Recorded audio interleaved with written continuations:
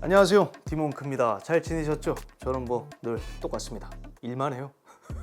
자, 오늘은 가성비 좋은 무선 게이밍 헤드셋이 주인공입니다. 지난 테크5에서도 소개해드렸던 적이 있었는데 기억하실지 모르겠습니다. 스틸 시리즈의 새로운 무선 게이밍 헤드셋입니다.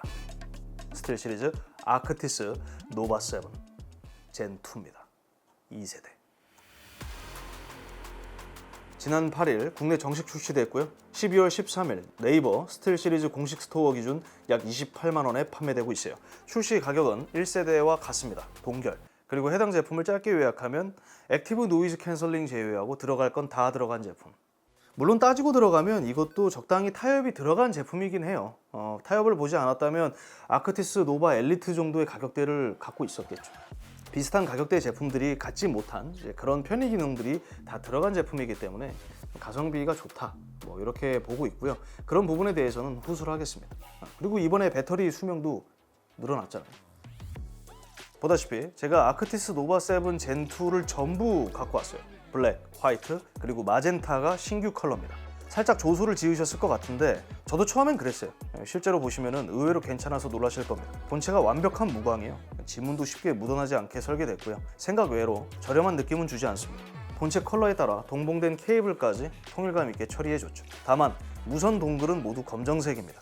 제가 스틸 시리즈 측에게 한 가지 좀 건의할 거, 정열의 레드 그리고 스틸 시리즈를 상징하는 이 주황색 컬러를 내놓는 건 어떨까? 생각보다 주황색이 그거 되게 예뻐요. 그런데 또 이렇게 말하면 영포티 드립을 치는 분들이 계실 것 같아. 나는 좀 억울한 게 뭔 줄 아세요? 나는 30대예요. 난 30대 초부터 40대 소리를 들었어. 이전 모델 대비 외형적으로 달라진 점은 크게 없습니다. 동일한 크기의 40mm 네오디뮴 드라이버가 탑재됐고요. 금속으로 만들어진 헤드밴드, 안쪽으로는 다른 아크티스들에게서도 볼 수 있는 조정 가능한 서스펜션 밴드가 적용됐습니다. 이어 패드는 패브릭 소재예요. 통기성 좋고 장시간 착용에 부담 없습니다. 다만 인조가죽 패드 대비 차음성은 떨어집니다. 이전 아크티스들을 다룰 때도 제가 늘 말씀드렸던 부분이에요. 저는 크게 신경 쓰지 않아요. 왜냐하면 아크티스 제품들이요, 액세서리들이 생각보다 많아요. 이어패드랑 서스펜션 전부 바꿀 수 있고요. 다 따로 구매할 수 있어요. 하우징 측면의 마그네틱 플레이트, 이것도 다른 컬러로 꾸며줄 수 있어요. 공식 사양표에 기재된 제품 무게는 약 326g, 충분히 가벼운 편에 속합니다. 그런데 제품 무게는 컬러별로 다 달라요. 제가 직접 측정했을 때 블랙이 약 324g, 화이트가 약 332g, 마젠타가 약 325g. 화이트 모델이 가장 무게가 나갔고요. 그 다음 마젠타, 블랙 순으로 가볍습니다. 고작 몇 그램이라도 더 가벼운 아크티스 7을 원한다면 블랙 모델을 보는 게 이득입니다. 게이밍 기어뿐만 아니라 컴퓨터 부품도 그렇고 화이트 모델이 더 무거워요. 외형적으로 뭐 큰 차이가 없기 때문에 아크티스 노바 5나 노바 프로 이런 것들과 비교해도 착용감은 큰 차이 없습니다. 편해요. 대신에 그것들이 갖고 있었던 아쉬운 점도 따라오죠. 두꺼운 안경테를 착용하시는 사용자라면 장시간 사용에 있어서 귀 위쪽이 살짝 좀 눌림이 있을 수 있습니다. 장시간 착용 시. 마이크도 여전히 수납형입니다. 스틸 시리즈는 꽤 오랜 시간 이 디자인을 유지해 왔습니다. 플립형보다 깔끔한 외관, 탈부 착용 대비 마이크 분실 위험이 없다는 것이 특징이죠. 다만 이런 설계에 따른 아쉬운 점도 따라올 수밖에 없다고 보는데요. 저는 그게 마이크 유닛 크기 제한입니다. 그리고 얼굴 면적이 크면 두상이 크다고 표현을 해야 되나? 어쨌든 마이크를 뽑았을 때 이게 보통 원래 입 앞으로 나와야 정상인데 이게 면적이 크면은 이쪽으로 오겠죠. 이렇게. 그러면은 음성 수음에 좀 아쉬움이 있을 수 있고. 그래서 스틸 시리즈가 선택한 게 AI 노이즈 캔슬레이션입니다. 더 큰 소리를 내질러도 주변이 시끄러워도 강력한 노캔으로 안정적인 음성 수음을 할 수 있도록 신경 쓴 거죠. 그러니까 이제 마이크가 좀 멀리 있으면 크게 말해야 되잖아요.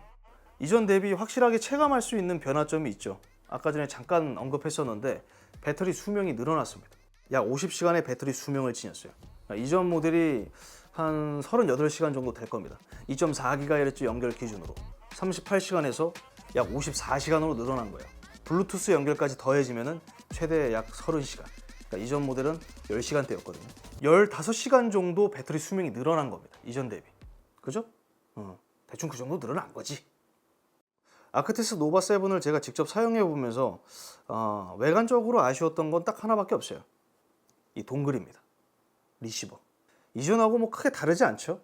바 형태로 이렇게 생겼는데 사실 이거는 일반적이에요. 비단 스틸 시리즈만 이렇게 만드는 것도 아니고 이게 모바일 장치들과의 연결에서는 나쁘지 않은데 이 디자인이 정작 PC 연결에 있어서는 이 면적이 꽤 크기 때문에 조금 애매할 수 있어요. 지금 제 메인 데스크탑 같은 경우에는 USB를 다 쓰거든요.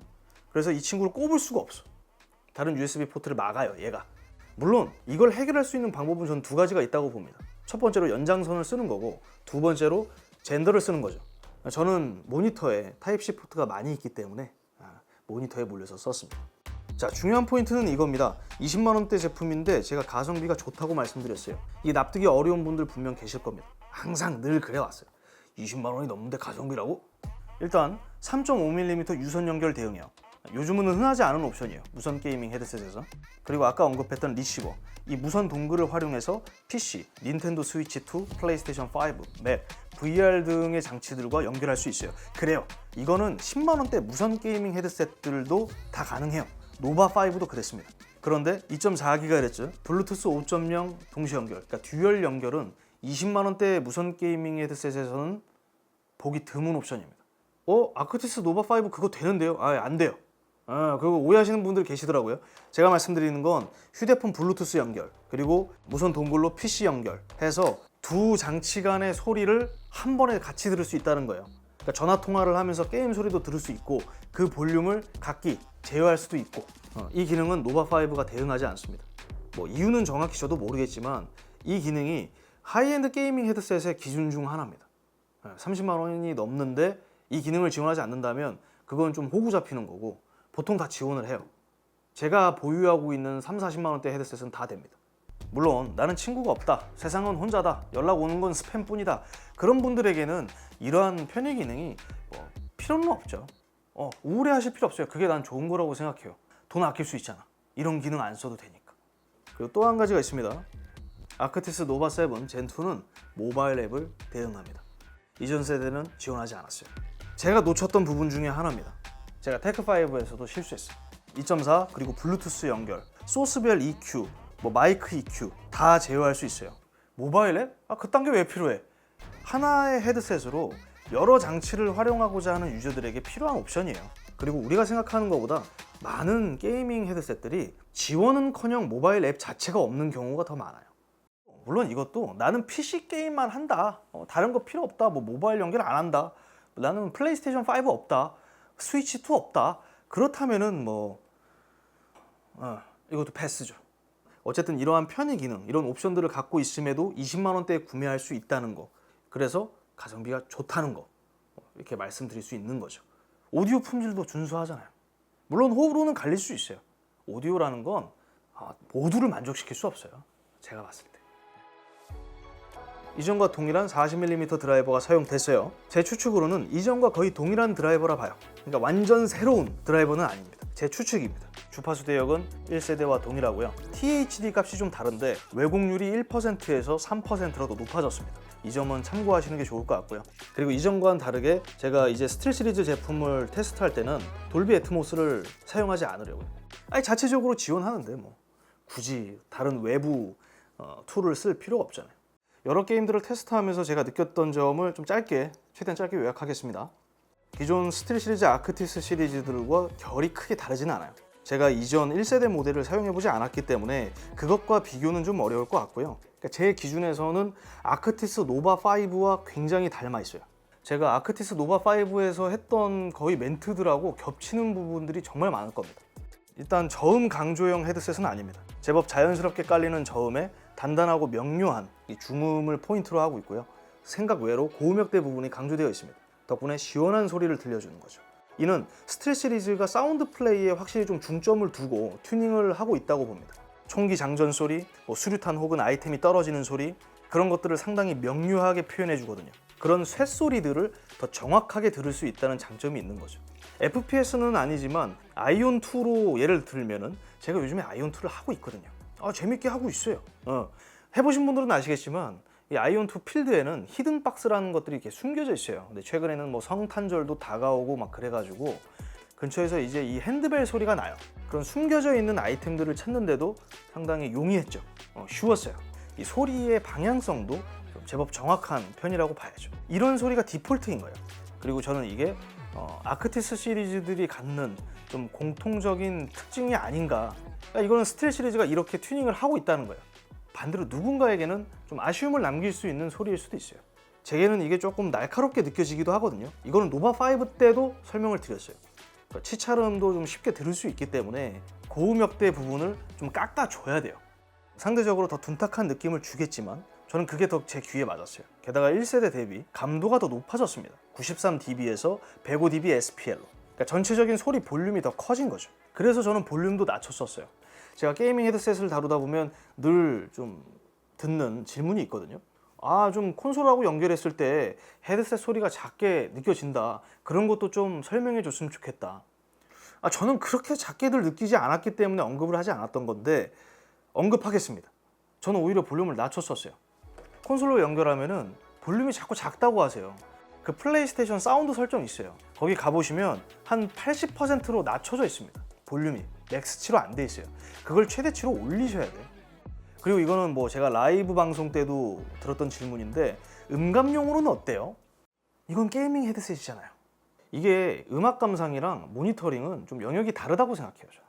뭐 함부로 음악 감상해도 좋아요 막 이렇게 하기에는 좀 무리가 있죠. 20만 원대 제품인데. 그리고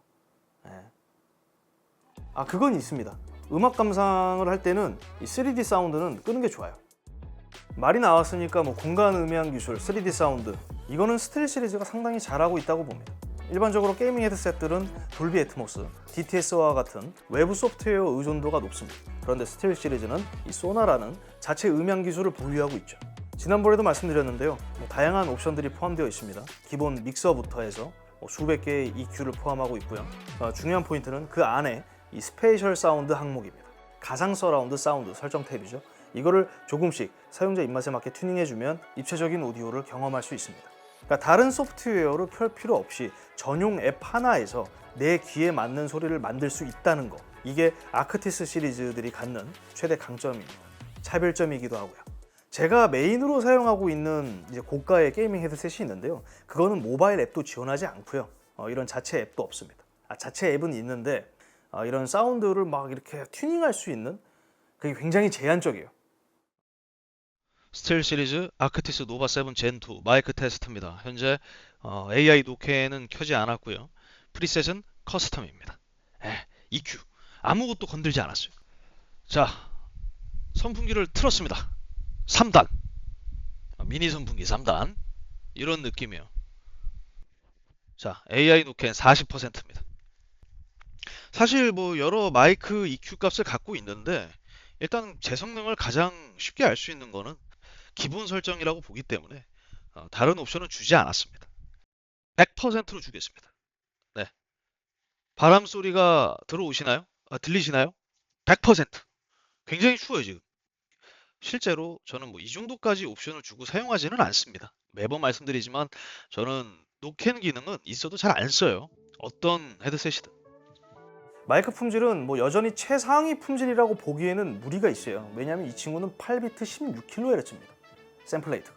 그러니까 이거는 처음에 말씀드린 것처럼 스틸 시리즈가 마이크를 수납 디자인을 고집하면서 타협을 봤다고 봐야죠. 스틸 시리즈가 지향하는 방향이 저는 이쪽인 것 같아요.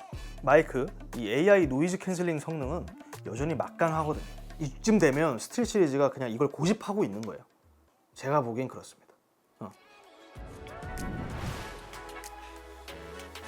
게이머마다 헤드셋을 선택하는 기준은 다 다릅니다. 누군가는 저음이 강조된 제품을 원하기도 하고 누군가는 비교적 플랫한 깔끔한 소리를 원하기도 하죠. 저처럼 콘솔과 같이 사용할 헤드셋을 찾는 이들도 있습니다. 그런 면에서 아크티스 노바 7 젠2는 딱 그 중간에 있는 제품이라고 봐요. 어떻게 보면 올라운더라고 볼 수 있죠. 여러 곳에서 활용하기 좋습니다. 아크티스 노바 프로처럼 베이스 스테이션을 강제로 거치해서 사용할 필요도 없고 아크티스 노바 엘리트처럼 격하게 비싸지도 않습니다. 그리고 20만 원대 가격에서 이런 편의 기능들을 다 갖추고 있다는 이 거대한 매력, 이게 포인트라고 볼 수 있죠. 늘어난 배터리는 덤이고요. 물론 이러한 편의 기능들이 난 다 필요 없다면 저는 아크티스 노바 5도 좋은 대안이 될 수 있다고 생각해요. 그런데 그게 아니라면 가성비 좋은 무선 게이밍 헤드셋을 찾는 분들이라면 전 여전히 좋은 대안이라고 생각해요. 아크티스 노바 7 젠2가. 제가 준비한 영상은 여기까지입니다. 이상 디몽크였고요. 저는 다음 영상으로 찾아뵙도록 하겠습니다. 시청해 주셔서 고맙습니다. 엘리트가 그거 평가가 생각보다 많이 좋던데. 아니 스틸 시리즈하고 IGN하고 무슨 관계 있어요? 아니 IGN에서 만점을 줬더라고 노바 엘리트를. 그럴 리가 없는데? 궁금하더라고요.